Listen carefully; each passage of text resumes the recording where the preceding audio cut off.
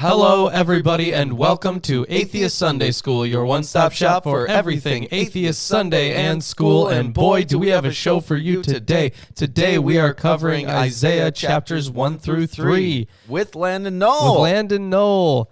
Landon, how are you, buddy? Good morning, good afternoon, good evening, depending on your time zone and latitude. From your friendly secular astronomer, I am doing well today, and we are in a new book, a thick book in that. Yes, thick with two C's. Yeah. Yay, the meme. Yeah, so there is a lot of very interesting scholarship that has been done with this book. Tell us about it. So initially, it was, all seen as one work from one prophet and stuff like that. But then people started noticing discrepancies. They started noticing that, parts in the book later talk about things that happened much later. So they started saying, okay, so maybe there were sections that were added in at some point later to be, under the name of the prophet Isaiah, whichever one. I've heard it both ways. I should have worn that shirt. I've heard it both ways shirt. So now it's traditionally divided into three bigger sections. So there's, of course, first Isaiah, and then second and third. And each of them start at seemingly weird places. So second Isaiah starts with chapter 40, and then third Isaiah starts with chapter 67. And even in those, there are places that are still later additions, even later.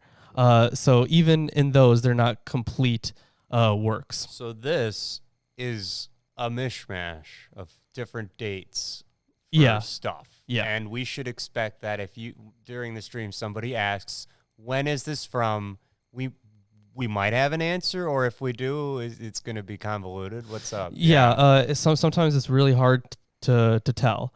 And, sometimes, just like in past books, there's just not enough historical information there that we can date it, but we can do our best. So we will, consult the commentaries, but it won't be, we can never say 100% for sure when it comes to any of these things, really. But we will do our best, and we can hop right into some commentary, honestly.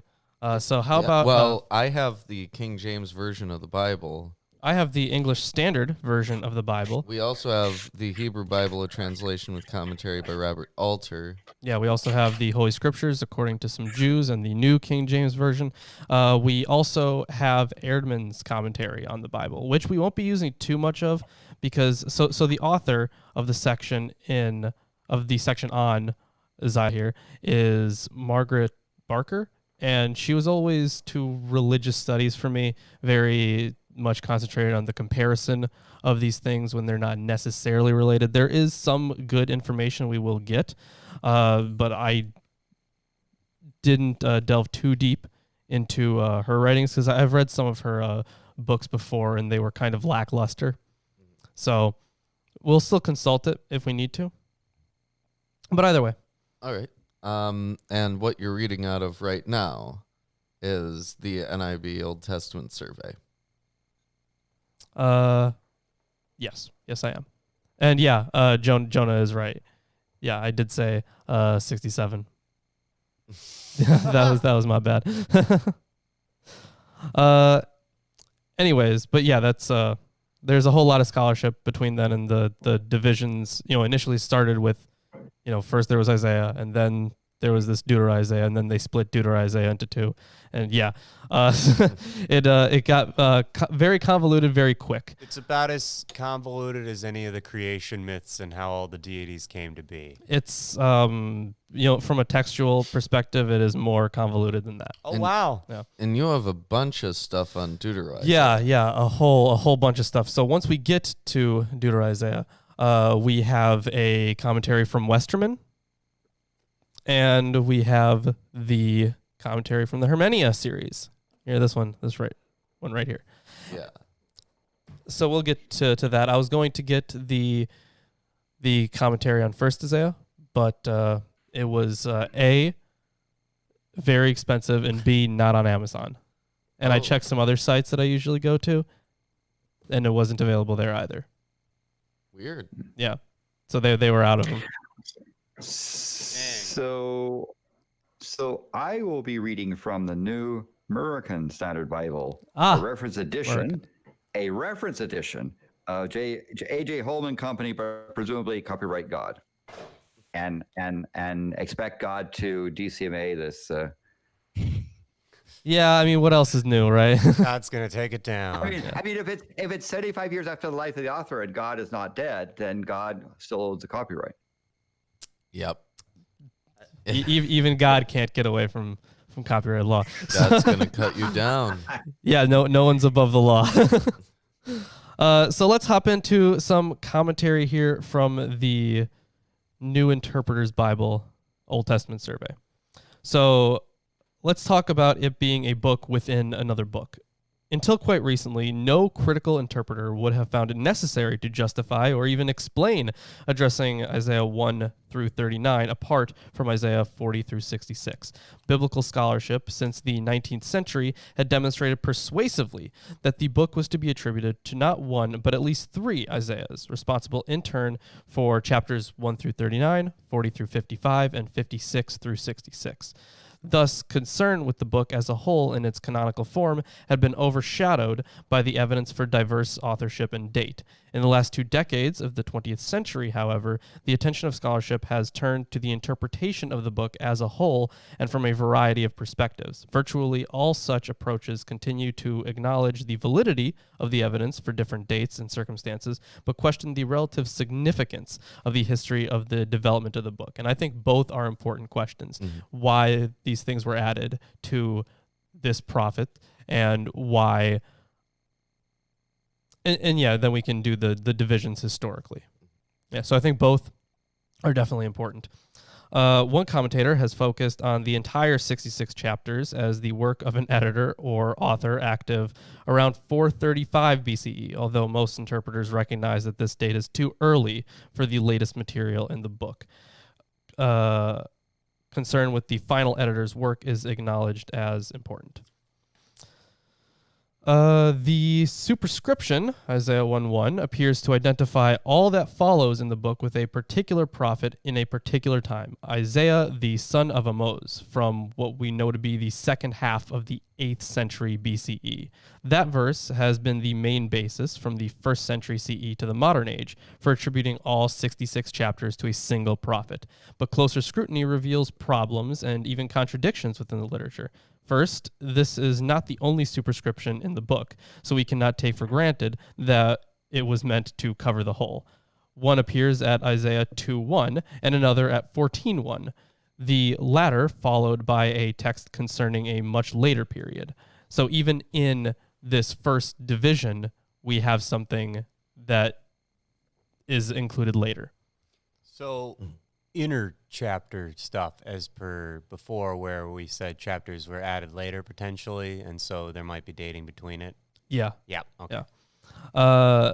Significantly, the last reference to the prophet Isaiah, son of Amoz, appears in chapter 39. Thus, for reasons that go beyond questions of authorship and date, Isaiah 1 through 39 presents itself as an appropriate unit of prophetic literature. And prophetic literature is weird in a sense, because we can kind of think of it in the same way that, you know, people attributed stuff to Solomon, right? Even though it wasn't Solomon's, they would attribute these things to give them some sort of authoritative quality. Mm-hmm. So we can kind of think of it in the same way there, why these later things would be put here. Yeah, I mean, I did a little bit more limited saints research, and some people said stuff about visions of saints to give validity to those visions. Just saying, like, the Mother Mary comes to me in my sleep is a very, very common one. Mm-hmm. Yeah. You know, for, like, having kids, I guess. Yeah, and, you know, speaking of Mary, there was a huge debate in the early 5th century about the word Theotokos. So it means Mother of God, but there was this one guy who thought that it should instead be Mother of Christ, because he didn't see Jesus, the man, as being God. So that's actually the topic of the crux of the Council of Ephesus, which is the next video that You're we'll doing be getting. in the council series. Yeah. Yeah. Council of Ephesus. So very excited Is for that that one. coming out before the patriarchs? Oh, definitely, dude. There's so I want to Landon. I want to thank you. You have given so much. So much stuff has come in from you recently. It's just been crazy. So much stuff on the early Israelite period and the patriarchal stuff. So many You're academic welcome. things. There was one book there that was worth like $200. Landon is just a legend. It's just crazy, man. Well, Thank you so much. and someone actually recommended that was an important book. Yeah, it was this I don't know what they're called, but they're like it's from a conference basically. It's like a Some conference. conference someone said, someone else said, yeah, that's actually probably a good book to get. So anyway, so I'm glad you're going to put those to good use, because people who go onto your Amazon wish list and buy things end up rewarding themselves, because you turn around and produce commentary and video stuff that's informative. Exactly, you're investing in yourself. And there's a lot of reading material, so that is why the historicity of the patriarchs series, perhaps, depending on how much info I can get on people like Albright, that's why it's going to take so long, because there's so much reading. But I want it to do well. I want to maintain the integrity of the channel, and not only myself. So, but I have really high hopes for that video once I do finish it. It's going to be very research filled, and it's going to be great. It's going to be huge. It's going to be huge. Huge. Yeah. So let's continue talking about Isaiah here. So about the structure and composition of the book, of the first one, I guess. Generally speaking, the prophetic speeches and narratives concerning the earlier events of the time of Isaiah come before the later ones. Thus, the prophet's words and activities in relation to King Ahaz and the Syro-Ephraimitic War, 735 to 732 BCE, appear in chapters 7 through 8, and those concerning King Hezekiah and the Assyrian crisis of 701 BCE come in chapters 28 through 33, and in the historical narratives of chapters 36 through 39. But this organization is far from rigid and is broken by material relating to events much later than the 8th century. And in any case, the historical references in many instances resist identification. So just like so many other parts of the Bible, there are sections here that are going to be very difficult to date. Mm-hmm. So nothing new under the sun, I should say. And in relation to if there was a real prophet Isaiah, there might have been. I mean, prophets were generally for the rich, for the kings, I guess, actually. They were specifically hired to prophesy for these people.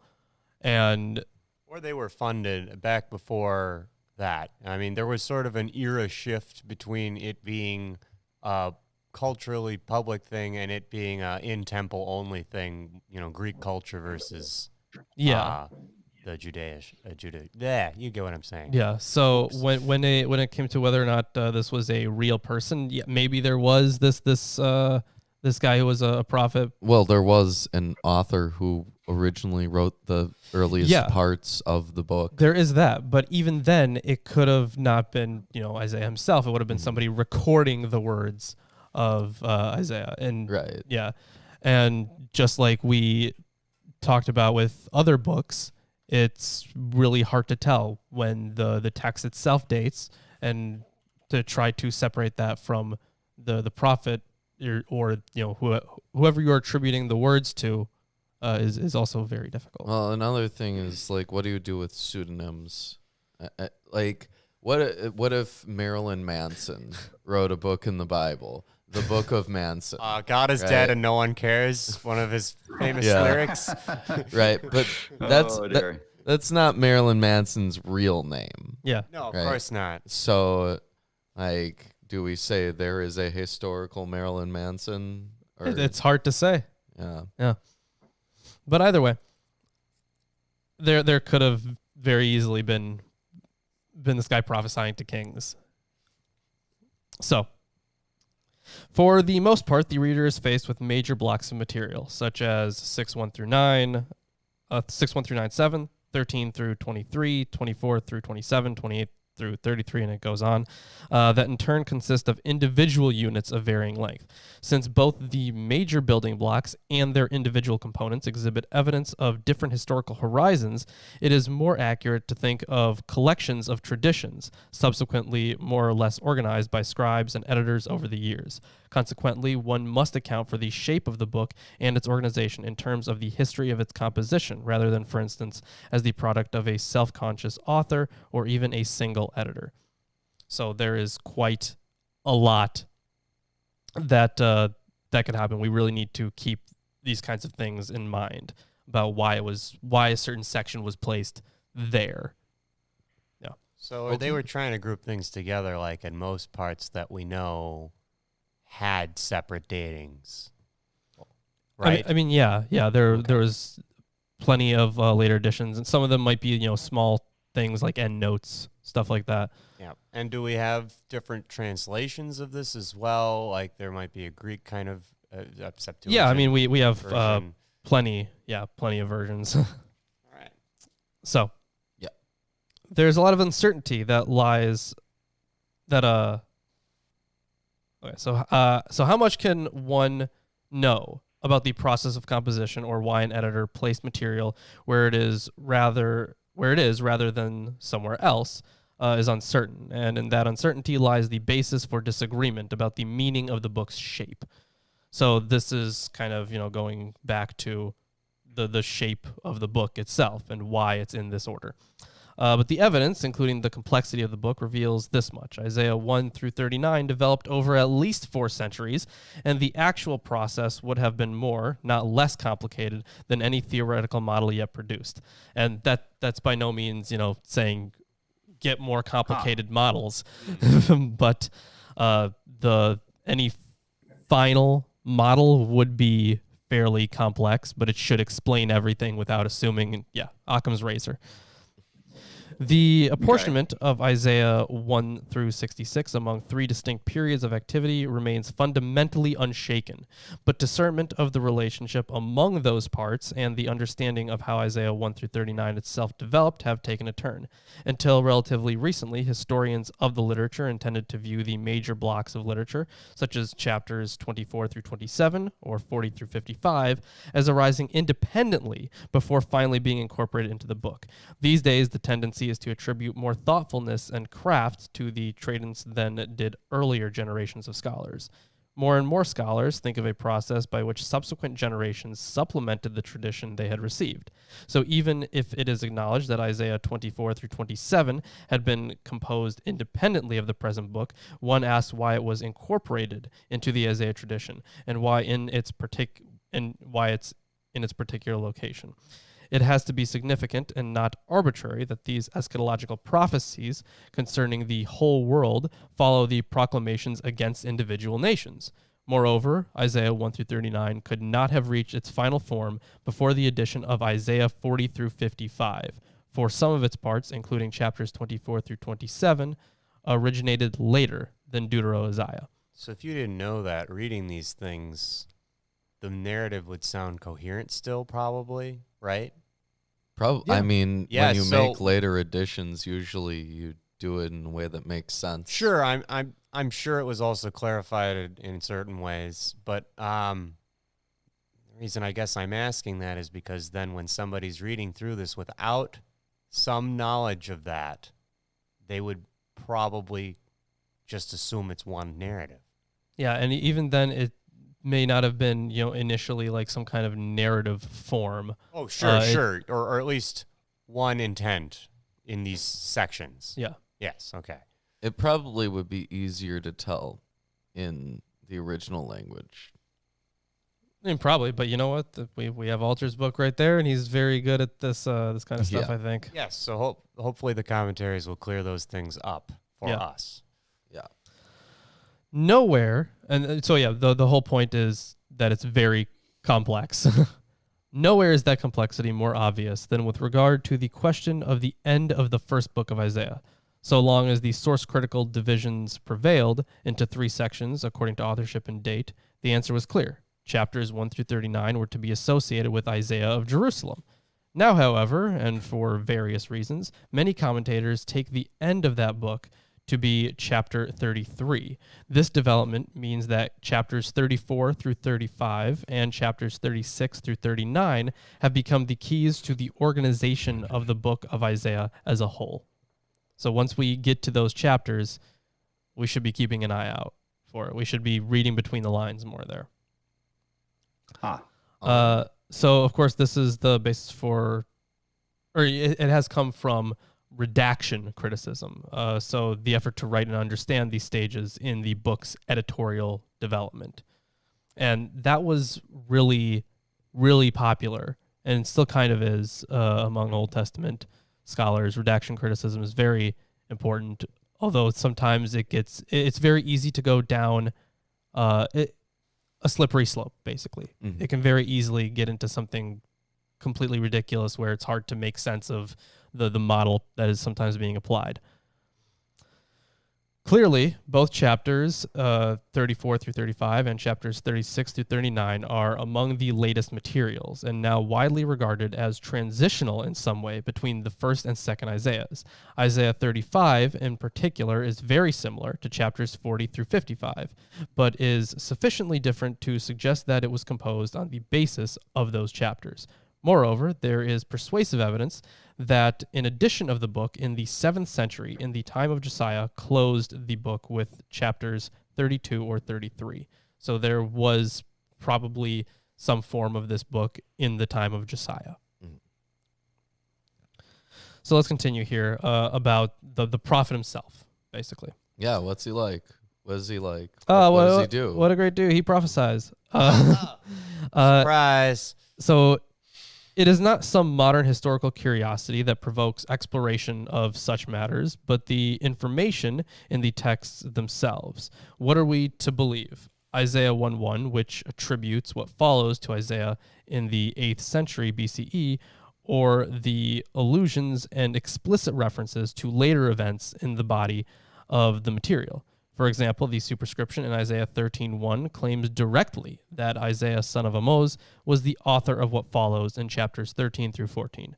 But there are clear and specific allusions in those chapters to events 2 centuries after the prophet. Moreover, some texts, such as the superscriptions and narratives about Isaiah, by their very perspective, assume authors other than the prophet. So lots of juicy stuff we're gonna get into. Yeah. Verse by verse. That is what we do here. And I think that they're talking about with the 3 sections of the book of Isaiah. Are they written in chronological order? Is the order of the 3 sections known? So it probably would have been, because it is hard considering the sections themselves have other parts that are added in. But generally speaking, it would be in chronological order. So is this a narrative?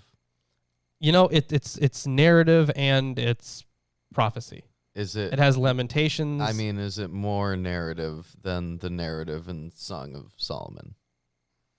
Yes. Okay. The Song of Solomon was definitely more narrative than Psalms. Yeah, I would say so. Yeah. Yeah.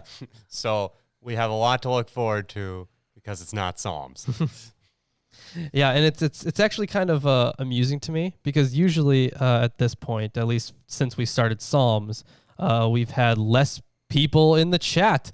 But now that we're going back into something more interesting than Song of Songs or Proverbs, wisdom literature in general, now that we're done with that, seems like people are enjoying it again.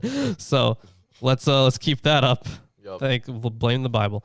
Introductory and concluding formulas enable the reader to recognize distinct units within the literature. Structures common to particular genres show more clearly what is distinctive about a passage and how it relates to others. And the concern with social context, or the setting, helps one to understand how texts functioned in antiquity. Moreover, such questions have proved to be productive when applied to entire books as well as to small units of discourse. The literary pursuit of authorship and the search for the original oral discourse of Isaiah are considered both more difficult and less significant than was the case only a few decades ago. If earlier generations of critical scholarship privileged the oldest, often at the expense of the actual written text, the current tendency is to privilege the latest, or canonical form of the literature, sometimes at the expense of individual units and their pre-canonical history. This leads to what should be another rule for biblical interpretation: throw nothing away. All texts in these chapters and all layers of their development are potentially significant. The serious reader who wants to understand and be confronted by the biblical text will not realize the potential by deciding in advance which is the more significant. And I think that is totally fair. Yeah, fair. I'd say so. Let's talk a little bit about the context. So, Yes. of course, there were some Sure. very large, very important events that happened that we have read about so far. So we talk about the Assyrian invasion, for example. Yeah. We can talk about the Babylonian exile, stuff like that. Yep, things that, I know, jumping ahead here, but happened during the days of Uzziah, Jotham, Ahaz, and Hezekiah in the Hezekiah, I remember that guy. narrative, Mm-hmm. right? So that's the general biblical time frame. Yeah, but like was mentioned before, there is an expansion there. The history relevant to understanding Isaiah 1 through 39 could encompass most of the story of Israel and Judah, certainly at least from the time of David to well into the Persian period. The book and the book of 2 Kings as well locates Isaiah in the second half of the 8th century BCE, but these chapters include passages that originated as late as the 5th or possibly even 4th century BCE, and they incorporate traditions stretching back to the time of David, around 1000 BCE. Moreover, the rise and fall of ancient Near Eastern empires come into play. Of course, that's pretty much a crux of so much stuff. So, the best evidence for the beginning of Isaiah's life as a prophet appears in the first-person account of his vocation in the temple in Jerusalem, chapter 6, the year that King Uzziah died. Probably was 742, but could have been as late as 736 BCE. Most importantly, that king's death signaled the end of an era of relative independence for Judah. Tiglath-Pileser III came to power in Assyria in 745 BCE and soon began to expand his empire to include the small states of Syria and Palestine. His successors would continue his military and political policies. During most of Isaiah's lifetime, Judah lived under the threat of Assyrian domination. Most of the prophetic words and deeds that can be associated with historical events are related to the actions of a series of Assyrian monarchs or to events set in motion by their actions. More than once in Isaiah 1 through 39, Assyria appears as a tool of Yahweh's plan, the rod of my anger. The rod of God. The rod of God, you could say. Mm. So I can go ahead and close this book. We got this one. Are we done with it for the rest of Isaiah? Yes, we are. Well, Okay. I mean, at least for the rest of 1 through 39. All right. So there you go. Old Testament survey. Occasionally useful. Yeah, it is. It really is. All right, let's talk about It's not the compendium, it's the Bible. a few things here from Erdman's. And you don't like this author, as you noted. Yeah, not really that much, but there are some useful things that I did note. The ancient view recorded in the Babylonian Talmud was that Isaiah's oracles had been collected and preserved by King Hezekiah, but modern study has detected a more complex process. First, it was recognized that the book was not a unity. By the end of the 18th century, scholars had recognized a division at the end of chapter 39. Then in 1892, Bernard Dumm,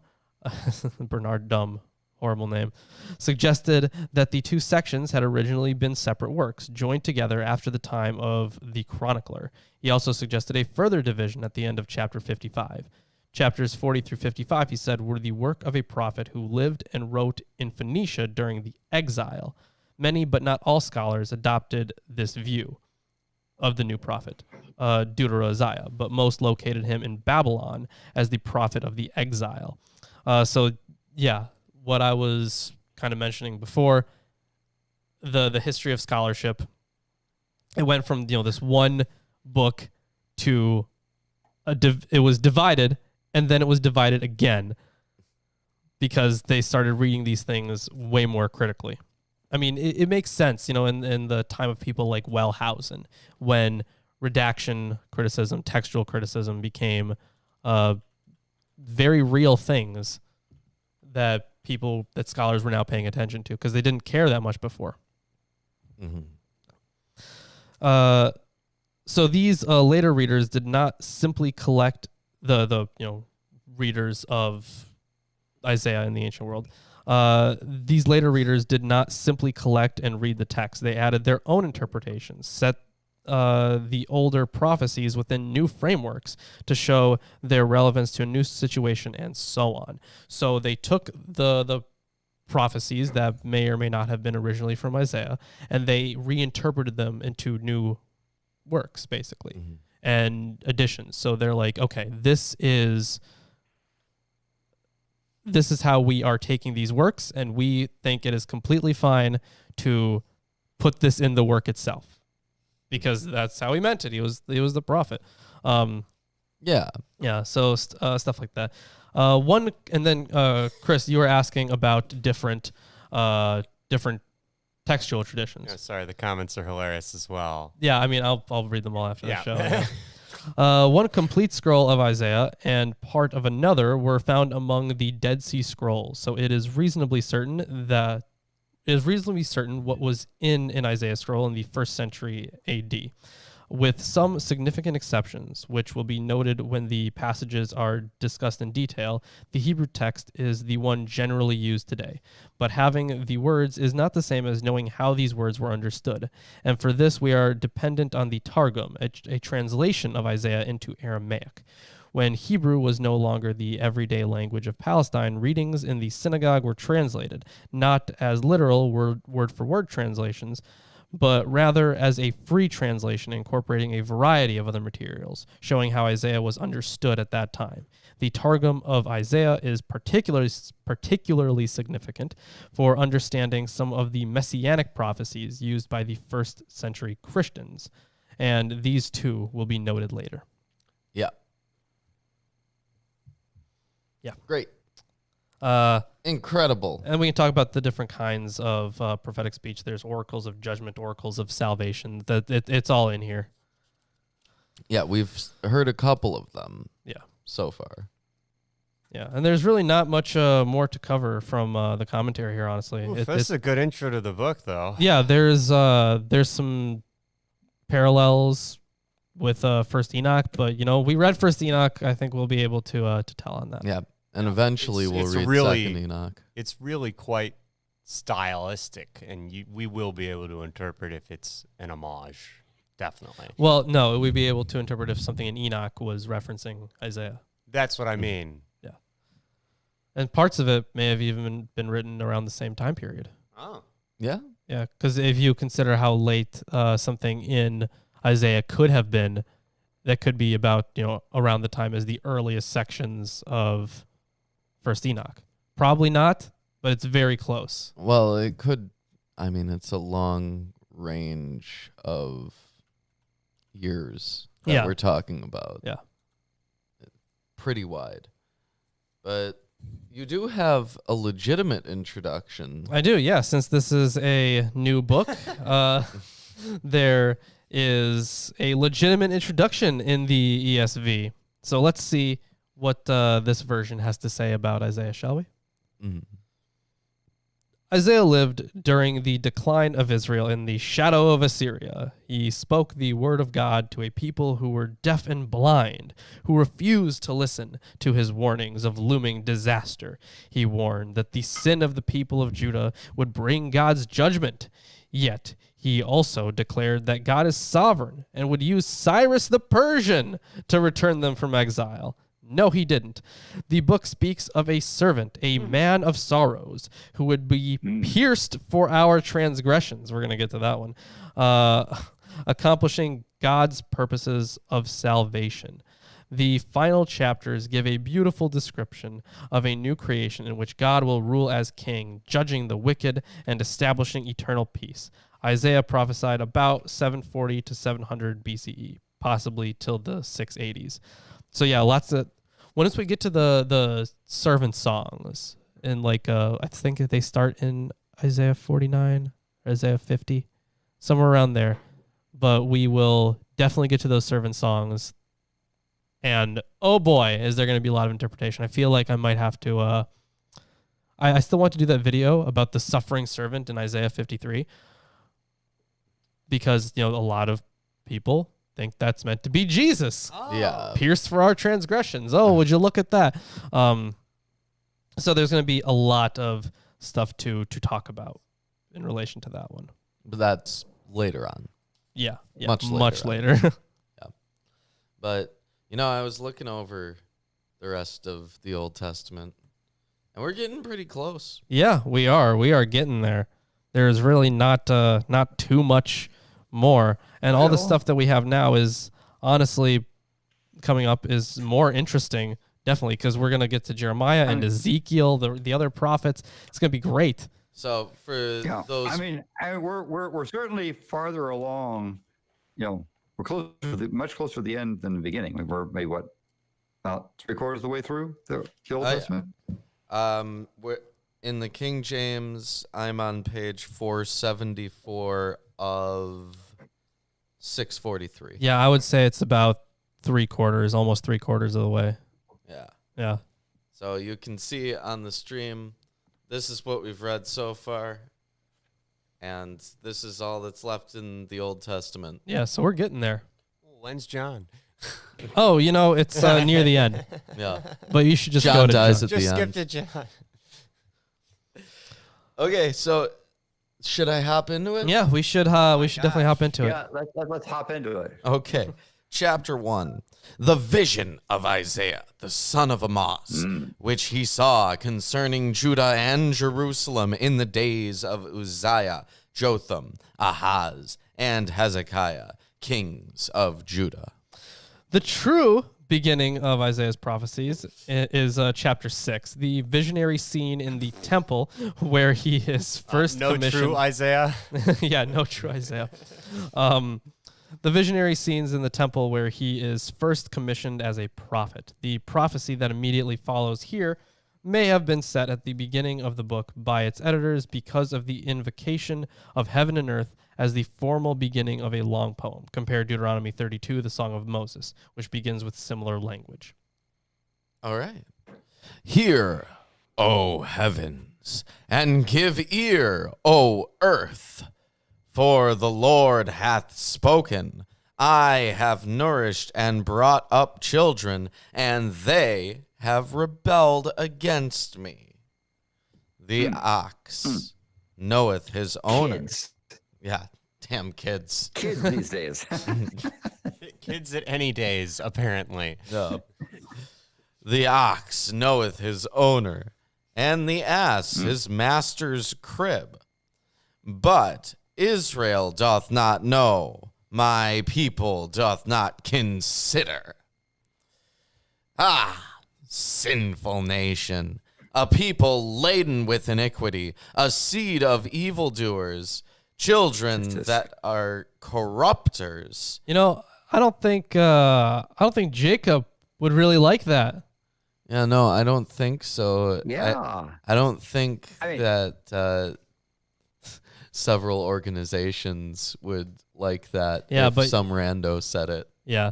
I could definitely see if Jacob was here, he'd be like, the seed of evildoers. What are you trying to say there, Isaiah? Yeah. I bet they're probably still have their high places set up and not Yeah, taken down too. absolutely. That's probably. But isn't there kind of irony of the juxtaposition of the Song of Songs, which is supposedly this love letter from God to Israel, and this book? I mean, Yeah, but the thing is, they would still acknowledge that those were written at different times. Well, I guess. Well, actually, yeah, because one you could say was in the time of, if you're taking a traditional fundamentalist approach to it, you would say that one, Song of Songs, was written in Solomon's time, right? So stuff was better back then, but then after the fall of the monarchy, then you get to a situation like this where people are, worshiping at their high places. Are they also sitting there in this situation? Yes, they're sitting there in the situation. Thank you. Situation. This is individual. Very judgment prophet-y. Oh yeah, no, there's definitely a lot. We're gonna get a lot of that today. In fact, there's gonna be most of today. Okay. They have forsaken the Lord. They have provoked the Holy One of Israel unto anger.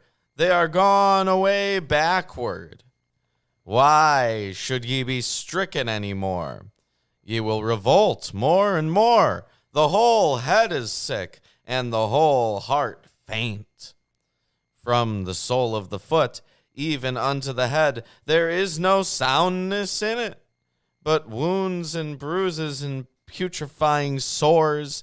They have not been closed, neither bound up, neither mollified with ointment.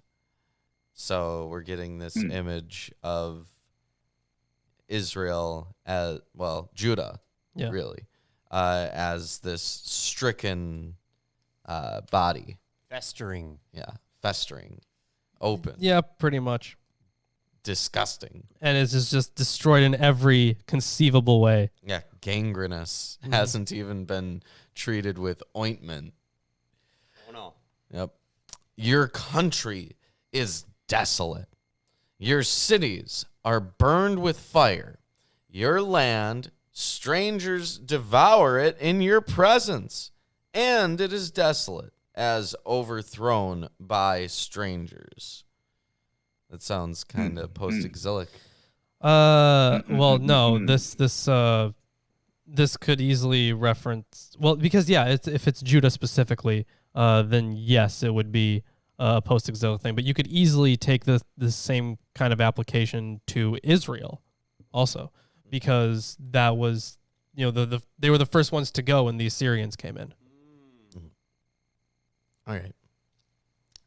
And the daughter of Zion is left as a cottage in a vineyard, as a lodge in a garden of cucumbers, as a besieged city. Yeah, like a town Jerusalem. besieged. Yeah. So this last verset of the two-line parallelism switches from the agricultural metaphors to the referent of the metaphors, a town encircled by enemies. This verse and the two preceding ones probably refer to the devastation wreaked by the Assyrian invading forces in 701 BCE. So even though this could have been a later text, it would have been referring to the older thing. Mm-hmm. Except the Lord of hosts had left unto us a very small remnant, we should have been as Sodom, and we should have been like unto Gomorrah. Oh, damn.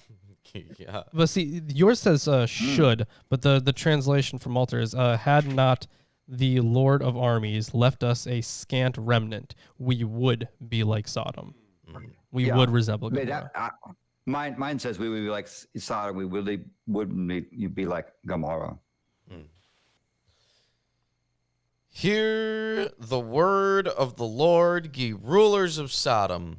Give ear unto the law of our God, ye people of Gomorrah. So this is, he's obviously not talking about Sodom and Gomorrah. Those are, long gone.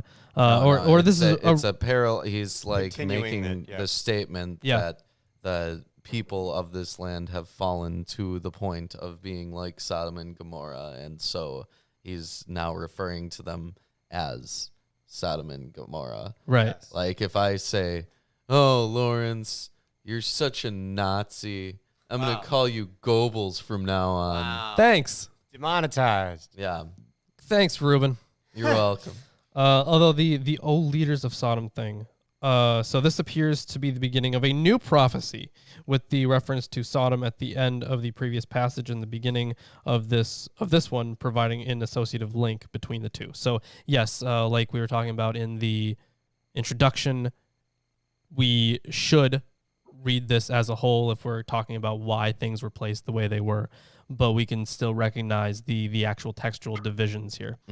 And I'm thinking, I'm uncertain if this is if this would have been written also then post-exilically. I probably actually because of the reference to Sodom and Gomorrah, but at the same time I don't know how far back those traditions actually go. While the narratives themselves are probably written post-exilically, how far does the tradition go? Yeah. To what purpose is the multitude of your sacrifices unto me, saith the Lord? I am full of the burnt offerings of rams and the fat of fed beasts, and I delight not in the blood of bullocks or of lambs or of he-goats. Wow, this is so unlike the Torah. Yeah.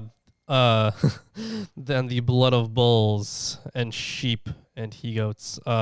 So I don't think this is, talking about he doesn't want sacrifices anymore. But, basically kind of the thing we're talking about with Sirach, right? Where they're basically not good enough because they're such sinners. You got to do more than that. Yeah.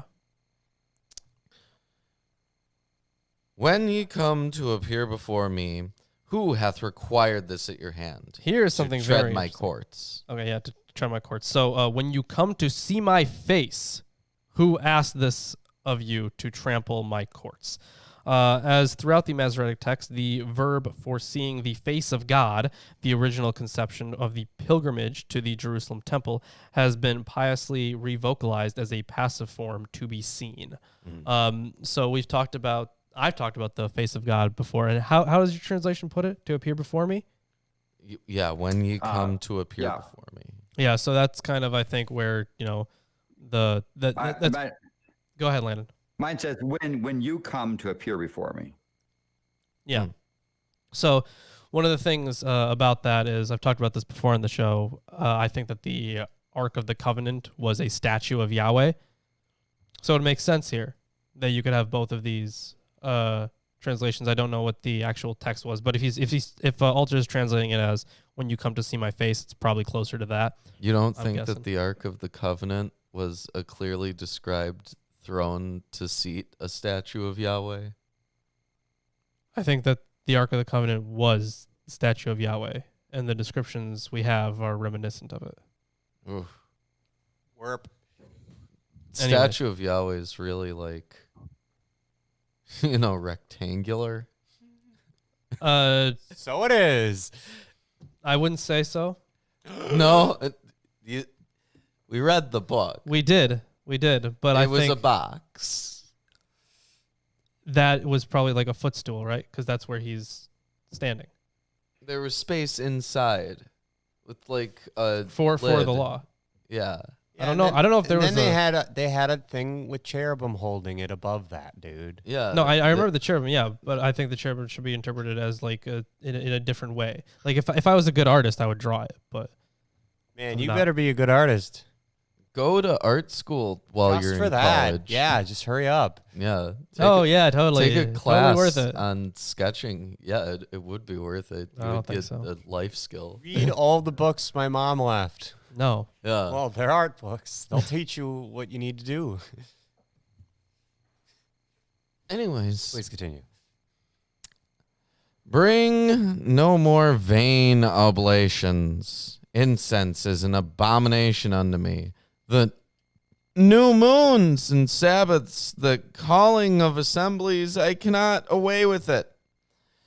It is iniquity, even the solemn meeting. Your new moons and your appointed feasts my soul hateth. Which is very weird. Yeah. Given the fact that he loved appointed feasts earlier on. But yeah, and sacrifices and incense. And this is, probably more of the same. Like, these things are like false coming from you. Mm-hmm. Where was I? I was in the middle of a verse. I think you were reading verse 14. Your new moons and your appointed feasts my soul hateth. They are a trouble unto me. I am weary to bear them. And when ye spread forth your hands, I will hide mine eyes from you. Yea, when ye make many prayers, I will not hear. Your hands are full of blood. So, no prayers. Yeah, so your hands are full of blood. This shocking detail is held back until the end of these two lines of poetry. The palms lifted up in prayer are covered with blood, and that is why God averts his eyes, because he can't bear looking at them.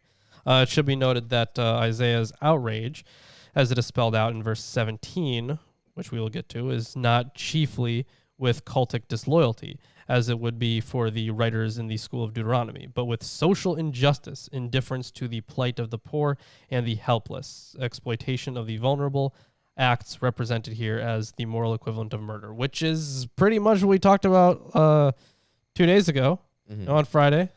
Yeah, and this is a theme where, if you're not genuine, your prayers won't be answered.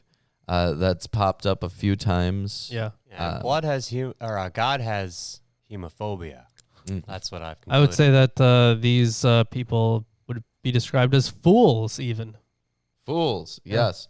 But moreover, like, that's such a cop-out where you can be like, well, I prayed and I didn't get anything from it.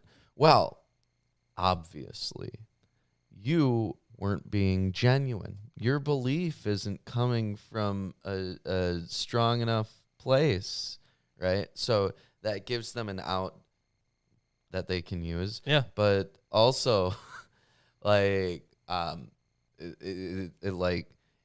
it makes it difficult where even if you try to research it, like the effectiveness of prayer, right? Then they can also claim, well, there's no guarantee that the people involved in your study were genuine Christians. There is that, whatever. Gross. Anyways, wash you, make you clean. Put away the evil of your doings from before mine eyes. Cease to do evil. A lot of ways to say the same thing. Learn to do well. Seek judgment. Relieve the oppressed. Judge the fatherless. Plead for the widow. What does it mean by judge the fatherless? All right. So, is that verse 17? Yeah. Yeah. Learn to do good, seek justice, make the oppressed happy, defend the orphan, argue the widow's case. Okay. Yeah. Yeah. So it is. I'll point out, by the way, that I'll underline verse 18. It's a famous verse that Protestants like to. I did not know that. All right. Well, you know what? We have some commentary here on verse 18, so we'll talk about it. Okay. Come now, and let us reason together, saith the Lord. Though your sins be as scarlet, they shall be as white as snow. Though they be red like crimson, they shall be as wool. Okay, so this seems like kind of going back on the whole blood imagery, but then turning it into being pure. So, although this appears to be part of a new prophecy, the Scarlet picks up the image of bloodstained hands from verse 15, and that could be the reason for the editorial placement of this prophecy here. And then pure wool here. Pure is merely implied in the Hebrew and has been added in the translation to exclude the possibility of dyed wool. So it's white. Yeah. Okay. If ye be willing and obedient, ye shall eat the good of the land. But if ye refuse and rebel, ye shall be devoured with the sword, for the mouth of the Lord hath spoken it. Yep, by the sword you shall be eaten, though devoured might be more appropriate for the context. The translation preserves the pointed reversal in the Hebrew of eating the bounty of the land and being eaten by the sword. In biblical usage, the cutting edge of the sword is often referred to as a mouth, and thus the sword is said to devour or eat its victims. How has the faithful city become a harlot? It was full of judgment, righteousness lodged in it, but now murderers. Thy silver is become dross, thy wine mixed with water. Gross. Thy Ew. yeah. Watered down. I mean, it's one thing to water down beer, but to water down wine, ew. I don't think I'd think water either down one. beer either. Yeah. No, watering down the lower alcohol content beverages sounds pretty sad. You should water your whiskey though. You should I just put a drink drop liquor. in. Just drink pure alcohol. Oh yeah. No. Don't do that, viewers. We don't endorse drinking pure alcohol of any No. Everclear variety. sucks. Everclear does Really suck. You're bad. right. Yep. Thy princes are rebellious and companions of thieves. Everyone loveth gifts and followeth after rewards. They judge not the fatherless, neither doth the cause of the widow come unto them. Therefore, Tisk, tisk. oh yeah, these people, they're the worst, not defending the orphans and widows like all those books tell them to, Yeah. over and over again. Therefore, saith the Lord of hosts, the mighty one in Israel, I will ease me of mine adversaries, and avenge me of mine enemies. And I will turn my hand upon thee, and purely purge away the dross, and take away all thy tin. And I will restore thy judges as at the first, and thy counselors as at the beginning. Afterward thou shalt be called the city of righteousness, the faithful city. Yeah, so this line, the last one, obviously loops back to the opening line of the prophecy, verse 21, where the faithful city, once filled with righteousness, has become a den of murderers. And obviously has become a whore, probably reflecting the following other gods, which has been used a lot. But it you know, could whoring be, for other gods. Yeah, it could be a political statement, though, too, because if we remember back in Samuel, there was that warrant against kings, right? And in other literature, apocalyptic literature, too, they have been explicitly anti-kingship. Yeah, but I so kind of doubt. Sorry, go ahead. But what I mean is when it says, I will restore thy judges as at the first, okay. and thy counselors as at the beginning, given that this is taking place during the Warring States period, it seems to me like the author here is encouraging returning from the monarchy model to the judges model. Sure. Okay. I see where you're coming at there. I would like to point out that they didn't fix the wine. Okay. Nope. It's still watered down. They didn't do anything about it. Bummer. Nope. Can't fix that. Nope. Zion shall be redeemed with judgment, and her converts with righteousness.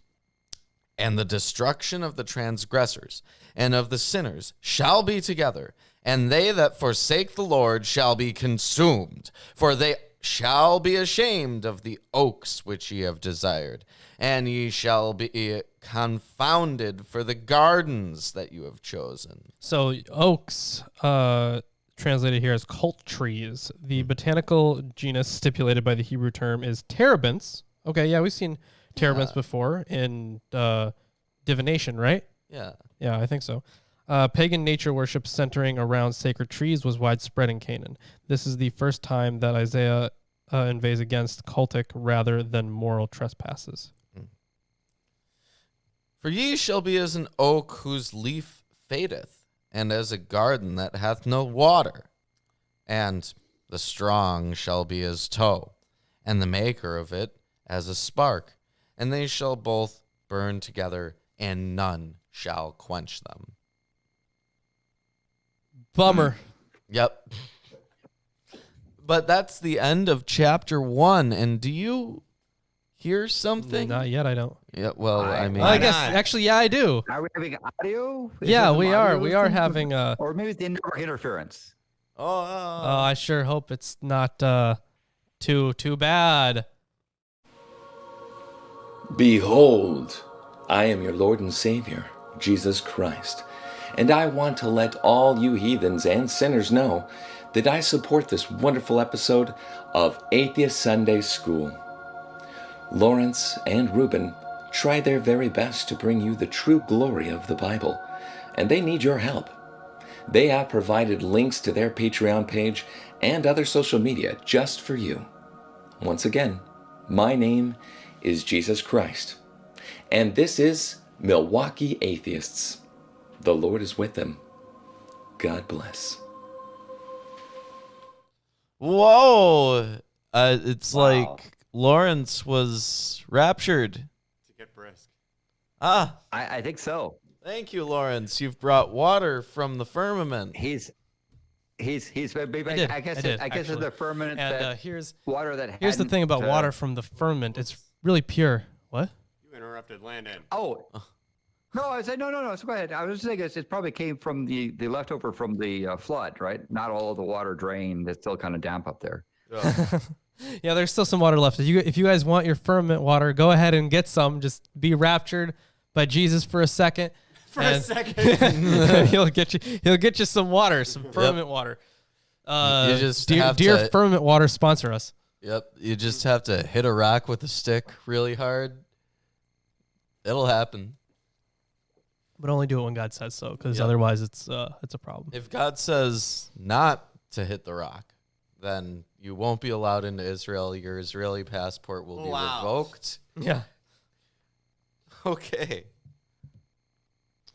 All right. I don't know if you're gonna want this because I didn't really do much to it, but if you ever feel like looking through it, there it is. Yes. Yeah. Isaiah 2 through 4 form a unit. Yeah. Well, and then she also goes over 2 through 5 too, so it's really, yeah, it's not great. Anyways, let's hop right into chapter 2, shall we? Yeah. The word that Isaiah, son of Amoz, saw concerning Judah and Jerusalem. So I don't know why, because there's no note in it, but Alter says saw it in a vision. Okay. Yep. And now we're Well, getting, that is where prophets would see things in visions. now we're getting into this next I don't know if you want to call it a poem, but it is separate from the header there. And it says here 2 through 4 is almost identical to Micah 4 1 through 3. Who copied Plagiarism? whom? Or were both prophets quoting an earlier oracle? There can be no answer to such questions. The relationship between Isaiah and Micah is not easy to establish. They were contemporaries, both active in the reigns of Jotham, Ahaz, and Hezekiah, with Isaiah also prophesying in the time of Uzziah. About a century later, Jeremiah's contemporaries quoted Micah as the one who warned that Jerusalem would be destroyed, suggesting that he, not Isaiah, was remembered as the great prophet in Hezekiah's reign. Nevertheless, a far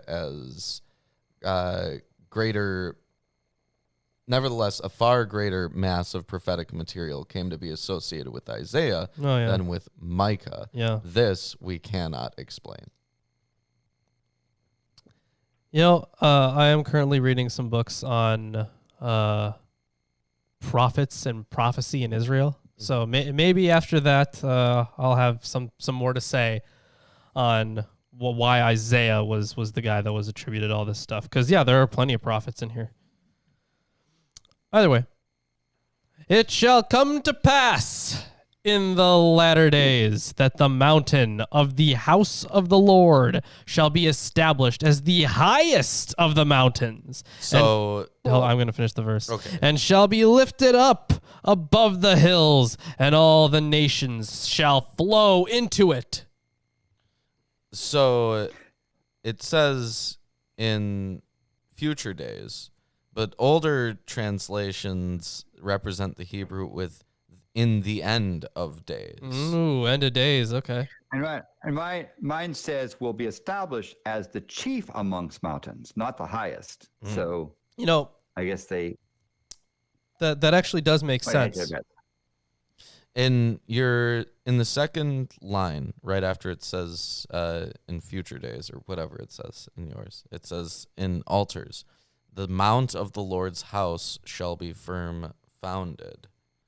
And it says that this is Mount Zion. Yeah. It's imagined as a second Sinai. Yes. So the whole purpose, this is kind of the idea that John of Patmos, the author of Revelation, played upon. He was envisioning this new Jerusalem, this reinvigorated heaven on earth kind of deal. So when they're talking about it being the highest that all the nations will flow into, they're putting it under this one eschatological framework of this new world, this new heavenly world that they live in. Mm-hmm. Also at the end there, all nations shall flow to it. The universalist note struck here is new. It will be elaborated and expanded in the visions of the anonymous prophet of the Babylonian exile, whose writing is appended to the book of Isaiah, beginning with chapter 40. Some interpreters detect 6th century BCE themes throughout this prophecy. Yeah. We have I'm also feeling that this is some of the stuff that the other text we were talking about and had read might have some grasp on and take some basis for. What was it again? You know, the guy did the moon and the stars and the sun. What was it? Oh, you're talking about Ecclesiastes? No, it's Enoch. Enoch, yeah. Oh, Enoch. I'm okay. feeling like there's some stuff Enoch could have grabbed at here. Oh yeah, easily. That's my vibe. Yeah, and there is some textual commentary in Eerdmans. Isaiah had a vision of the holy mountain of the Lord. The Septuagint of both Isaiah and Micah suggests that house of the mount of the Lord's house in altars suggests that house of was added later. The earlier version probably read the mountain of the Lord shall be established. Okay, so it depends on how people would have interpreted that for it to actually like matter. So if they're talking about the house, because house could mean multiple things. They could be talking about the temple. They could be talking about the kinship, the actual genetic line, the house of David, stuff like that. I mean, I could see either or. So anyways, and all the nations will flow into it. Don't throw glass houses at rocks, guys. I won't. And many peoples shall come and say, "Come, let us go up to the mountain of the Lord, to the house of God, to the house of the God of Jacob, that he may teach us his ways, and that he may walk in his paths," that we may walk in his paths. I can't even read right now. This is horrible. "For out of Zion shall go the law, and the word of the Lord from Jerusalem. He shall judge between the nations, and shall decide disputes for many peoples, and they shall beat their swords into plowshares, and their spears into pruning hooks." This has been brought up before. Swords into plowshares. This is another underlined verse of mine. So. Oh yeah, man! One white mana, exile a dude. I Amazing. knew you were gonna say You that. knew I was gonna say something about it. Yeah. Yeah. Yeah, and their spears into pruning hooks. Nation shall not lift up sword against nation, neither shall they learn war anymore. So the stuff that he was saying about the judgment of nations in general, and how he was talking about the new Jerusalem, or the new Jerusalem, this new heavenly world. But also, I wanted to note specifically this last part of verse 3. For out of Zion shall go the law and the word of the Lord from Jerusalem.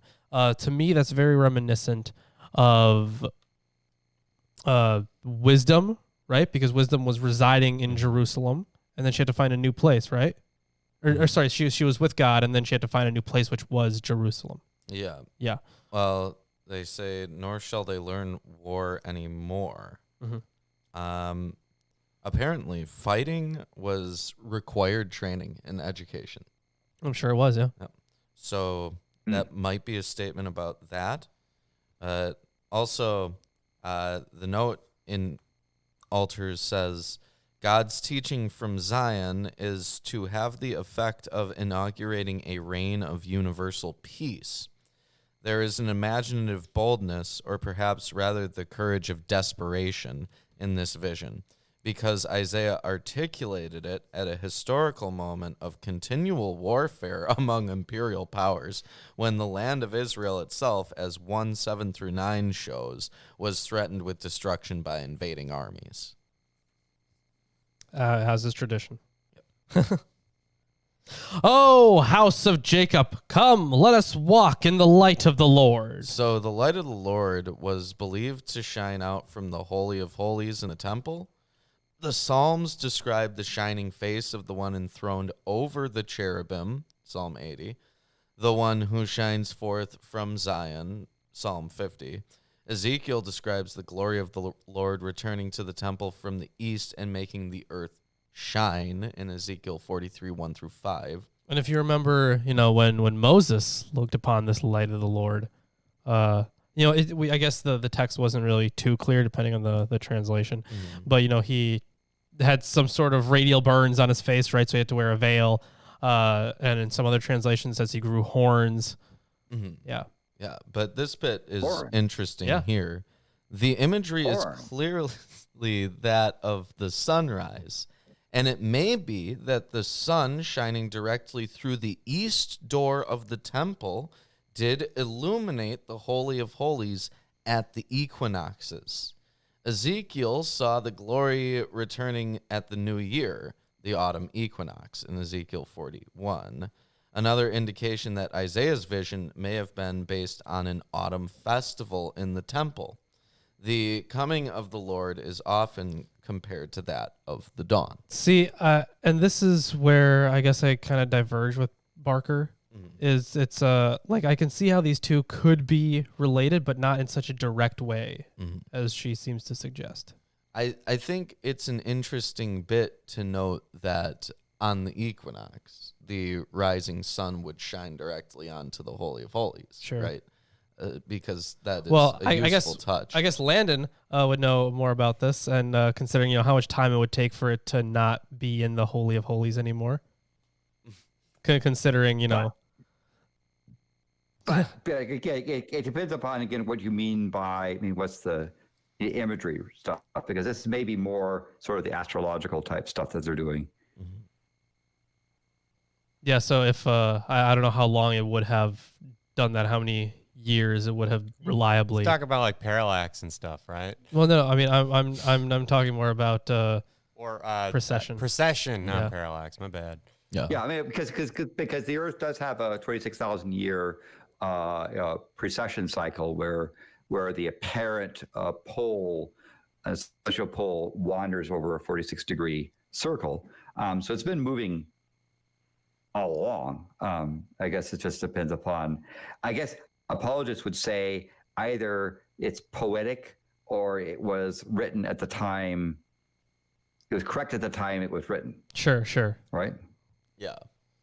No, the temple moved. Come on, guys. For you have rejected your people, the house of Jacob, because they are full of things from the east and of fortune tellers like the Philistines, and they strike hands with the children of foreigners. They're full of Eastern things. It's been a while since we heard anyone being called like a Philistine. More literally, they are full of the East. There is no reason to amend this, as some have proposed, to full of sorcerers from the East, because poetry can surely deploy ellipses. Wow. Yeah, I would say that they got a whole bunch of stuff that wasn't theirs. It's a whole bunch of strange practices, you could say. So yeah, when it comes to the changing religion and how syncretic it became, yeah, this is a thing that was a problem for Isaiah, apparently, at least according to this. But it is like, okay, they're doing magic. Right? Yeah, Something explicitly forbidden. later on, or I guess at the time this was because magic involves a lot of things, and like divination is a form of magic. When Saul, Like Urim and Thummim, forms of magic. in the Witch of Endor, Yes, Right. I understand. I understand where you're coming from. Yeah. But like historically speaking, it would not have been that much of an issue at the time of the first Isaiah. So this would probably be a later thing when there was an issue with that kind of stuff. Okay.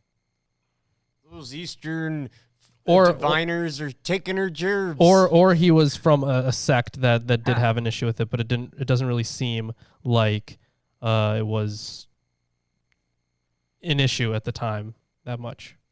So the popular interpretation would have been like, yeah, this is fine. This is just what we do. Maybe they just didn't like the forms of magic of foreigners. They wanted their magic, not other people's magic. Now that dirty Philistine magic. Yeah. Anyways, their land is filled with silver and gold, and there is no end to their treasures. Their land is filled with horses, and there is no end to their chariots. Their land is filled with idols. They bow down to the work of their hands, to what their own fingers have made. So man is humbled, and each one is brought low. Do not forgive them. Enter into the rock and hide in the dust from before the terror of the Lord and from the splendor of his majesty. The haughty looks of man shall be brought low, and the lofty pride of men shall be humbled, and the Lord alone will be exalted in that day. Ooh. Did you have a thing? Yeah, this is interesting. The combination of magic and divination, gold and silver, weapons and armor, as signs of a corrupt society, may not have been original to Isaiah. The oldest account in First Enoch of the secret skills with which the fallen angels corrupted the earth lists these very things: the makings of weapon and armor, the smelting of gold and silver. Okay, so they're talking about the oldest part of First Enoch, which I would probably say would be the astronomical book, wouldn't it? Yeah. Yeah. But they're talking about the book of the Watchers. Yeah. And smelting and the use of cosmetics. When First Enoch is read in conjunction with Isaiah 3:16 through 4:1, Isaiah depicts a society under the rule of evil angels. Yeah, so she does note a lot of stuff about First Enoch. Yeah. Like she has a whole section on it, but I passed over it because it's like we'll get it. Either way, for the Lord of hosts has a day against all that is proud and lofty, against all that is lifted up, and it shall be brought low. Against all the cedars of Lebanon, lofty and lifted up, and against all the oaks of Bashan. And those are things we've seen referenced quite a bit. At least cedars of Lebanon is referenced a lot. Oaks of Bashan, less so. Still in there. But all the time, really. Yeah. Yeah. Against all the lofty mountains, and against all the uplifted hills, against every high tower, and against every fortified wall. Did you have a thing? No, I was just thinking here. Okay. But this is sort of like I guess it's this day of reckoning thing that that they're talking about, that God's going to remove these leaders of Judah because they're naughty.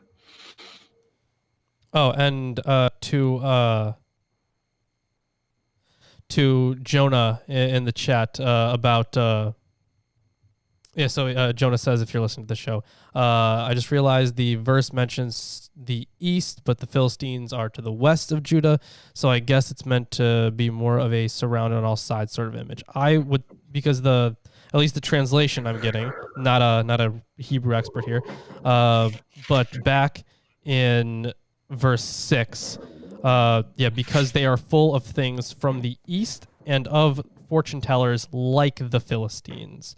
So I'm guessing that, just like, that they have fortune tellers now, like the Philistines had fortune tellers. That was my interpretation. Yeah, that's what I'm guessing. Comparison's like an ass. Yeah. So, very strange. But I could see, where someone would get another interpretation for that. Either way. So he's talking about how, the Lord is going to be exalted among pretty much everything else in the universe here, against all the ships of Tarshish and against all the beautiful craft. And Tarshish is an undetermined port in the Mediterranean far to the west. But the mention in the Book of Kings of Tarshish ships plying the Red Sea suggests that it may also be a term for a kind of craft constructed for long voyages. So, I think I remember a thing about Tarshish, right? Mm-hmm. Where, I already forgot which book it was in, but was it? Maybe it was in Kings, where they were getting, I forget who it was, but they were getting something from. No, it was Ophir. They were going to Ophir. Mm. But I remember something about ships of Tarshish. Okay. Yeah. Either way, whatever. We'll just look it up later, I guess. And the haughtiness of man shall be humbled, and the lofty pride of men shall be brought low, and the Lord alone will be exalted in that day, and the idols shall utterly pass away. Alter translates this, and the ungods shall utterly vanish. Well, yeah, but they're not gods. They're ungods. They're creations of man's hands. It says here, this brief sentence looks like an orphan, a verset without a paired second verset, which might have somehow been dropped in scribal transmission. Nevertheless, it contains a nice poetic effect in the internal rhyme of Elilim, ungods, immediately followed by Khalil, utterly. So. And people shall enter the caves of the rocks and the holes of the ground, from before the terror of the Lord and from the splendor of his majesty, when he rises to terrify the earth. In that, go ahead. Mine says when he rises to make the earth tremble. It says that makes sense. Yeah, causes earthquakes. It says in a footnote, the crag dust parallelism as places of hiding in verse 10 is concretized here by the addition of caves and hollows, helping us manage the pitiful plight of people who attempt to flee, crawling into crevices and rocks and on the ground. But to wreak havoc on the earth, the Hebrew verb used here, and again in the refrain at the end of the verse 21, is strong and violent. It suggests terrorizing and is related phonetically to a verbal stem that means to smash. Oh, and Jason posted in the chat posted the verse from 2 Chronicles 9:21. For the king's ships went to Tarshish with the servants of Hiram. That's right, Hiram. And there was a section in Second Kings probably. First Kings actually. First yeah, Kings, there it is. 10:22. See, you guys remember better than I do. You guys are today. great. Thank you. Love it all. Yeah, but thank you for the references. I remember something about ships from Tarshish that were used to do something else. All right. So yeah, thank you to everyone in the chat. Yeah. Yeah. In that day, mankind will cast away their idols of silver and their idols of gold, which they made for themselves to worship, to the moles and to the bats. To the hedgehogs and bats. Okay. So they were, Yeah, no, they weren't. Those guys weren't gods. Yeah. Yeah. To enter the caverns of the rocks and the clefts of the hills, from before the terror of the Lord and from the splendor of his majesty, when he rises to terrify the earth. Stop regarding man, in whose nostrils is breath, for of what account is he? Oh, shit.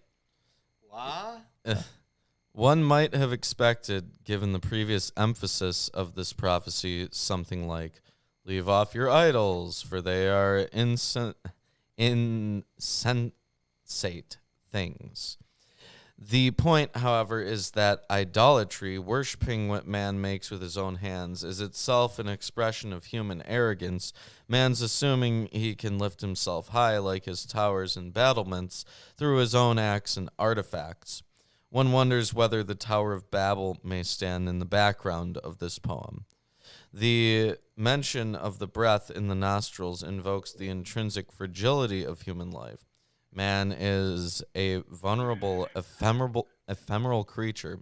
His life breath easily stopped in a moment. So how could one put trust in him? Yeah. So anyways, that is the end of chapter 2. And Landon, we can hand it off to you for chapter 3. And I really hope your translation is similar to mine. Okay. At least for this first part here. So this is God will remove the leaders of Judah. Chapter 3. 4. Behold. Behold! I'm glad. Okay. All right, come on. Yes. that was beautiful, Landon. The Lord God of hosts is going to remove from Jerusalem and Judah both supply and support the whole supply of bread, the whole supply of water. The mighty man, the warrior, the judge, the prophet, the diviner, the elder, the captain of 50, the honorable man. I guess he's speaking about Brutus, who is an honorable man according to Shakespeare.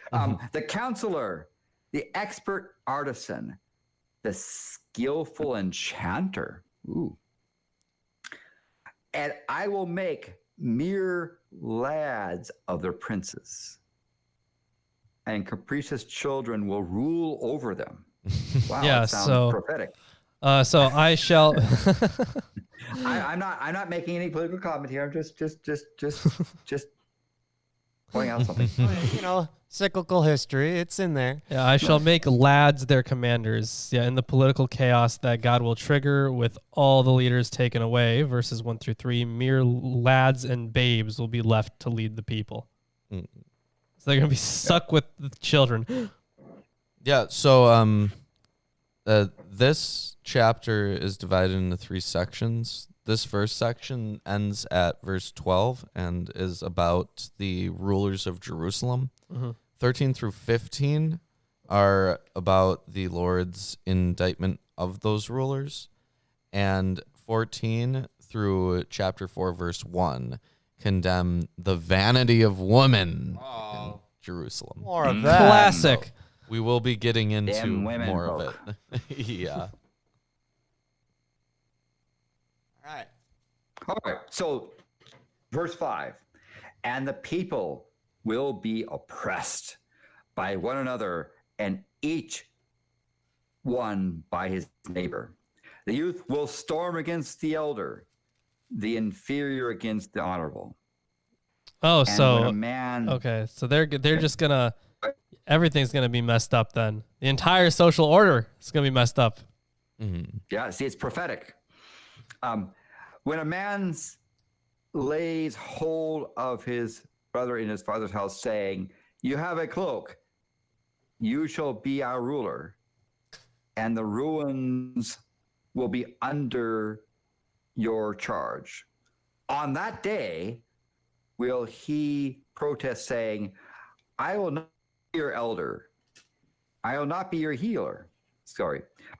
For in my house there is neither bread nor cloak. You shall not make me ruler of the people. For Jerusalem has stumbled, Judah has fallen, because their speech and their actions are against the Lord, to rebel against his glorious presence. The expression of their faces bears witness with them, and they display like their sin of Sodom. They do not even conceal it. Woe to them, for they have brought evil on themselves. Well, this is getting good. Say to the righteous, it will go well with them. For when they eat the fruit of their actions, woe to the wicked. It will go badly with him. For what he desires will be done to him. O my people, their oppressors are children.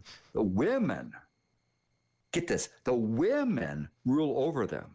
So horrible. Oh my people, those who guide you will lead you astray and confuse the direction of your paths. Yeah. So the woman Wow. ruling over them, I guess that might be like a Solomon thing where his wives were determining things for him. There was that section on that. Yeah, that's true. So the commentary from Alter, this line reverts to the evocation of a comprehensive absence of leadership that was announced at the beginning of the prophecy. In the patriarchal view, despite the exceptional instance of Deborah in Judges 4-5, women are no fitter than babes to govern. So this, Thanks, Bible. yeah, this next part that we're getting into, verses 13 through 15, a trial scene occurs. The Lord has taken his place to argue his case, and he accuses the rulers who have abused their positions of trust and exploited the people.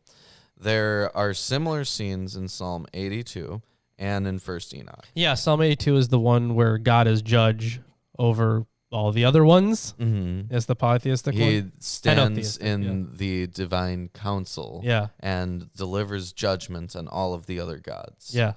And so here we go. Let's get into this. All right. So verse 13. The Lord arises to contend and stands to judge the people. The Lord enters into judgment with the elders and the princes of his people. If you who have devoured the vineyard, the plunder of your poor is in your houses. What do you mean by crushing my people and grinding the face of the poor, declares the Lord God of hosts. Yeah, I have why should you crush my people and grind down the face of the poor? Word of the Master Lord of Armies.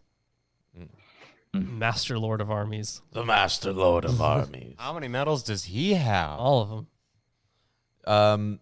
So now we're getting into women. Good sentence. Yeah. Yep. I mean, we had the women will rule over them a warning, but now I guess we're gonna get in. We're going to like double down on the misogyny. Yeah. Oh yeah, I see some stuff here about daughters too, and we learned some stuff about daughters and how horrible they were. So my section, that talks about says this is her women denounced. So here goes what the prophet is saying. The Lord is saying, right? Moreover, the Lord said, because the daughters of Zion are proud and walk with her heads held high and seductive eyes, tisk, and go about with menacing steps and tinkle their bangles on their feet. What? Can you imagine? I have jingling with their feet. They are wearing some sort of ankle bracelets, which jingle as they walk, and they're mincing. Seductive gait. Okay. Therefore, the Lord will afflict the scalp of the daughters of Zion with scabs. Yeah, and the whole daughters of Zion, daughters of Jerusalem thing was taken up a lot in Song of Songs. And the Lord will make their foreheads bare.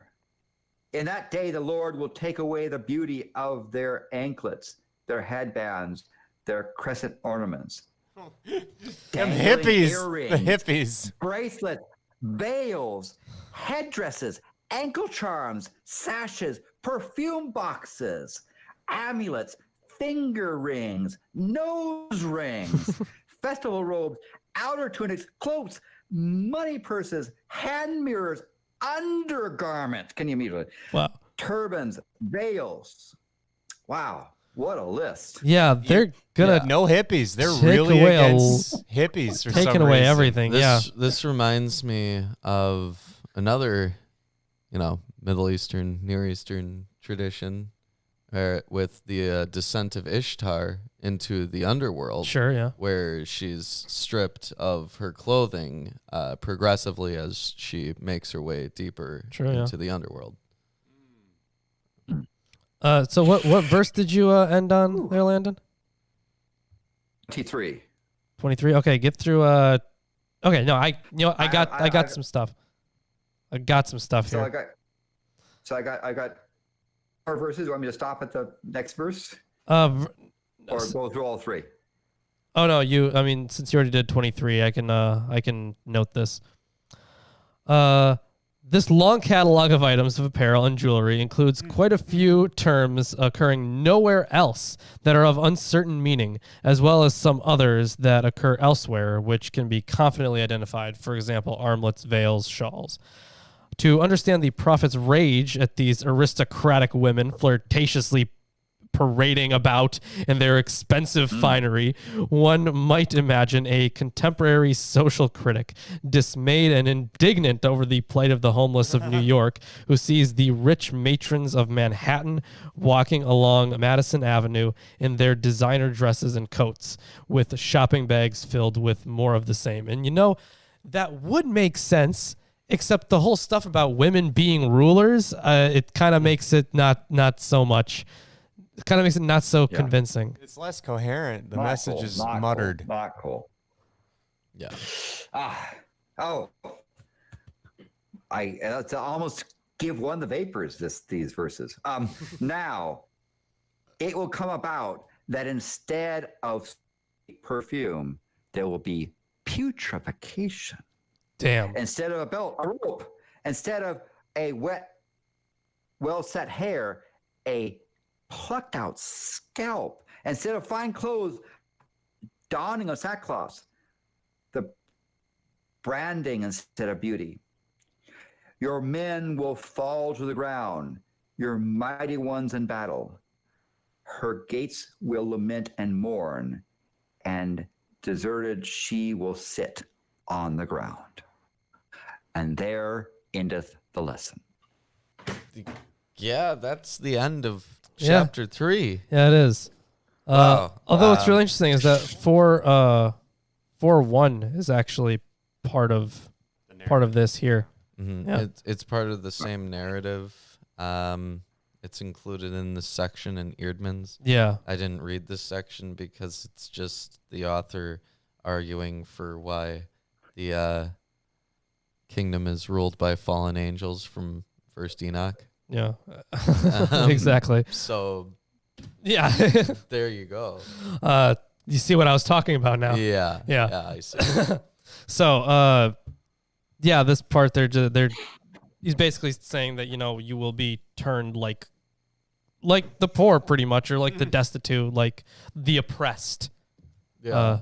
Basically. Well, with that being said, we have some things here. Yeah, we do. Let's talk about the things. We've got Baal, this beautiful golden calf, will accept your donations. And once $666 have been donated, we're about $50 in right now. We will be buying a Thetan meter, an E-meter. We will be seeing who the most clear is.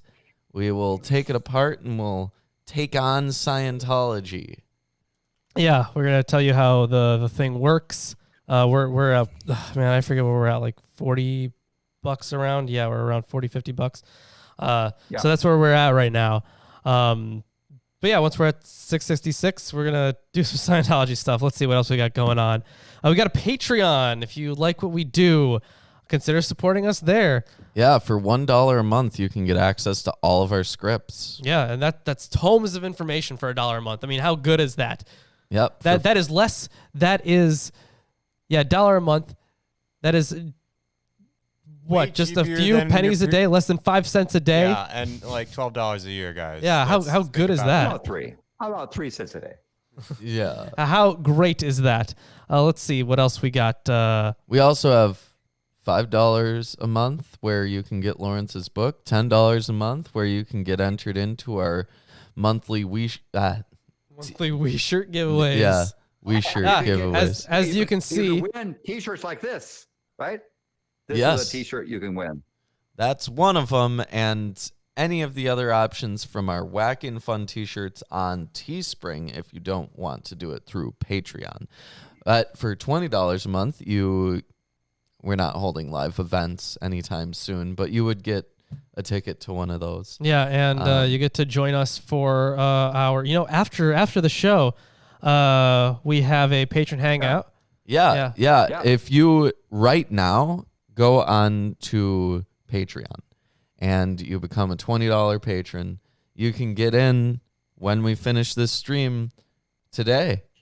You might be able to We'll talk have to me. a wacky and fun hangout there. We might even talk about bangles and ankle bracelets and who knows what. Yep.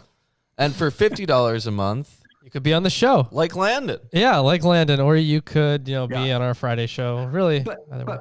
But what if someone contributed $1,000 a month? or perhaps 10,000 Well, even. nothing because we're in the middle of a pandemic. Yeah. So, but once the pandemic is over, as long as, you're on the continental United States, we'll one of us will go give you a high five or something. Yeah. But what if someone in Alaska or Hawaii? I mean, wouldn't you like to go there? Well, I would like to go to But that's Alaska not or part of the Hawaii. deal. That's not Yeah, part of the then if deal. it's outside, shipping and handling is included. Yeah, there's a $50,000 a month option for Okay. worldwide. That's yeah, global. and the moon. Why not? Fuck it. Oh. Yeah, how much money would we need for that, getting to the moon? Uh, Maybe like more than 50 11, grand. like $17 million a month for a couple of years. And, Yeah, right. yeah, Okay. something like Moving that. on. Let's see what else we got. We have I don't think we talked about our Amazon wish list. No, we didn't, but there's a ton of books on there. A lot of the books that you see on the table Yeah. are Amazon wish list books. If you get a book on the Amazon wish list, we'll add it to the table. And we might not add it to the table every time. But Eventually it'll be added to a table. yeah. Is that list prioritized so that people going to the top priority might consider your most wanted? It is not prioritized, but the newer stuff is on top. I did move some stuff closer to the top a while ago. Yeah. Yeah, some stuff that we really wanted Oh, there. thank you. Oh wow, Kappa. thanks, Gavi. I feel so wrong taking money from my own Thank girlfriend. Thank you very much for that $2. Feels bad. It shows that you are a Committed. committing sin and going into perdition or something like that. Yes. Are we all? As an Alaskan, none of us have 10,000. Yeah. Fair enough. Well, It's a joke one, anyways. yeah. You could just forward us your oil checks, right? Alaska has that kind of UBI type thing, right? I don't know. Yeah, they get paid off by the oil companies because they get to ravage the land and take the Yeah, natural they do that a lot of resources. places. Oh. Yeah, Either way. but then they give them money. Yeah. Yeah, people like it. They like getting money. I still don't think they like it. Either way. You got 900 this year from oil checks. That's a pretty good chunk of change. I mean, It's better than nothing. It's better than what I got from the government, which is nothing. Oh, we got those checks. That one time for fun. Everybody did. Yeah. Yeah. No, we might get another one eventually, someday. I don't know. I just hope this shit ends fucking soon if people were just fucking smart about it. Yeah. It would be done by now if people weren't fucking idiots. But I always forget F-bombs. people are idiots. All right. Not our chat, though. We love you guys. Thanks so You much are today. intelligent and you are amazing. You've If been you're wonderful. watching this, you're one of the smart ones. Yeah, you've done it. Absolutely.